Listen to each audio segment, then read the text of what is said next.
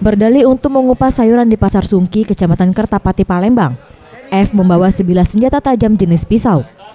Ulah pemuda yang tinggal di Jalan Abi Kusno CS, Kecamatan Kertapati ternyata membuatnya ditangkap tim khusus anti bandit Polresta Palembang. Kanit TK Polresta Palembang Ibda Daniel mengatakan, tertangkapnya pelaku berawal dari anggota yang sedang patroli di lokasi kejadian.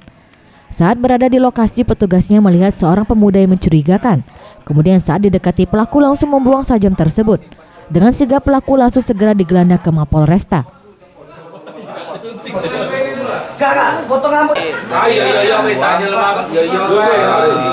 Patroli di sekitaran Jalan Abi Kusno Kertapati. Tim 2 backup lintasin jalan tersebut.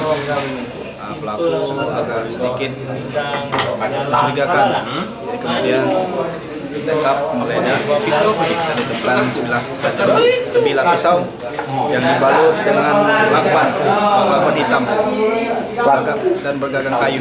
Oke, pelaku ini diketahui pernah melakukan tindak kejahatannya? Untuk sejauh ini kita masih belum mendapatkan informasi. Mungkin nanti dari proses penyidikan lanjut mungkin kita akan tahu apakah sebelumnya pernah melakukan tindak pidana atau tidak. Ia menambahkan akan lakukan penyelidikan apakah ada keterlibatan pelaku dalam tindak kejahatan lainnya dan akan dikenakan Undang-Undang Darurat tahun 1951 dengan ancaman di atas 5 tahun penjara.